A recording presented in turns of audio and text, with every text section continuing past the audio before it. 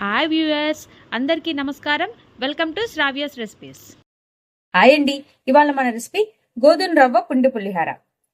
గోధుమ రవ్వతో మనము పిండి పులిహార ఎలా చేసుకోవాలనేది చూద్దాం. మరి ఇక ప్రాసెస్ స్టార్ట్ చేద్దామండి.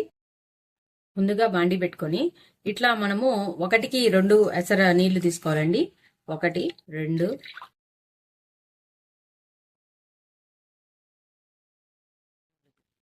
నేను ఈ గ్లాస్ తో రవ్వ తీసుకుంటున్నానండి, అందుకని 1కి 2 నీళ్లు. దానికన్నా కొంచెం తక్కువ ఉన్నా పర్లా. ఒకవేళ సన్న రవ్వ అనుకోండి, కొంచెం ఒక 25 వంతు ఇలా తగ్గించుకుని వేసుకోండి, పొడి పొడిలు ఆడాలి కాబట్టి. ఇప్పుడు దీంట్లో కొంచెం పసుపు వేసుకుందామండి, కొంచెం జీలకర్ర. నేను ఉప్పు ఇప్పుడే వేస్తున్నానండి, మొత్తం రవ్వకి సరిపడా ఉప్పు వేస్తున్నాను. నేను కొంచెమే వేస్తున్నానండి, కావాలంటే మళ్ళీ వేసుకోవచ్చు. ఇప్పుడు పొడి పొడిలు ఆడటానికి కొంచెం ఆయిల్ పోసుకోండి, కొంచెం ఆయిల్. ఇప్పుడు కొంచెం కరివేపాకు. ఎసరు రానిచ్చుకుందామండి. ఎసరు వచ్చిన తర్వాత పోసుకుందాం. ఇదిగోండి, ఇప్పుడు మనకి ఇట్లా ఎసరు వచ్చింది కదా. ఈ ఎసరు వచ్చింది, మనం ఇలా చూడండి, ఇట్లా గోధుమ రవ్వ తీసుకొని పోసుకోవాలండి. 1 2 ఇలా రవ్వ తీసుకొని పోసుకోవాలి. మొత్తం కూడా ఒకసారి మంచిగా కలిపుకుందామండి.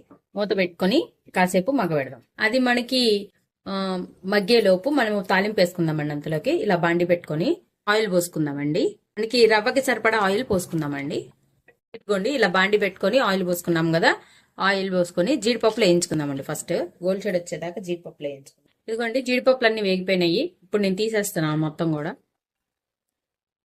ఇప్పుడు ఈ పచ్చి శనక్కాయ గుళ్ళు అండి, ముందు శనక్కాయ గుళ్ళు వేగనిచ్చుకుందాం. కూడా సుమారు కొంచెం సేపు వేగనిద్దామండి. తాలింపు గింజల కన్నా ముందే వేసుకొని వేగనించాలి. ఇది టైం పట్టింది కాబట్టి ముందే వేసుకొని వేగనించుకోవాలి. ఇప్పుడు మనం తాలింపు గింజలు వేసుకుందాం. 1 స్పూన్ తాలింపు గింజలు, కొంచెం పచ్చిపప్పు, కొంచెం జీలకర్ర మొత్తం కూడా వేయించుకుందామండి. గోల్డ్ షేడ్ వచ్చేదాకా వేయించుకుందాం. ఇప్పుడు నేను 2 ఎండుమిర్చి చేస్తున్నానండి. అట్లానే కొన్ని పచ్చిమిరపకాయలు, కొంచెం ఇంగువ, కరివేపాకండి. మొత్తం కూడా కలిసుకుందాం. తీసేద్దానండి. పచ్చిమిరపకాయలు వేగంగానే తీసేసుకుందాం. అప్పటిదాకా వేయించుకోవాలి. ఇదిగోండి, మంచిగా వేగిపోయింది, తీసేస్తున్నానండి. ఇంకా కొయ్యాపేస్తున్నాను. ఇప్పుడు ఒకసారి మళ్ళీ చూద్దామండి. అదిగోండి, చూడండి, మంచిగా ఉడికిపోయింది. ఒకసారి కలుపుకుందాం. మొత్తం కూడా మంచిగా ఉడికిపోయింది, పొడి పొడిలాడుతుంది చూసారా. ఇప్పుడు ఆ పొయ్యి ఆపేద్దామండి.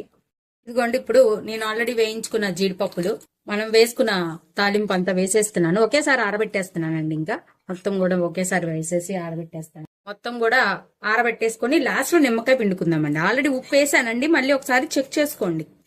ఇదిగోండి, ఇప్పుడు మొత్తం కూడా ఆరిపోయిందండి. మనం ఒకసారి మంచిగా కలుపుకుందాము.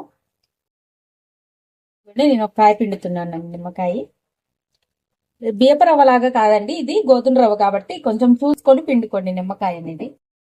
ఎంత పట్టింది, ఎక్కువ తినే వాళ్ళు ఉంటారు, తక్కువ తినే వాళ్ళు ఉంటారు కాబట్టి చూసుకొని పిండుకోండి. నేనైతే ఒక చెక్క పిండానండి, 1.5 చెక్క పిండాను.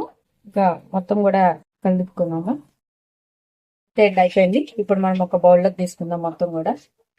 అంతే అండి, గోధుమ రవ్వతో పిండి పులిహార రెడీ అయిపోయింది. ఈ వీడియో కనుక మీకు నచ్చినట్టయితే ప్లీజ్ లైక్ చేసి, షేర్ చేసి, సబ్స్క్రైబ్ చేసుకోండి.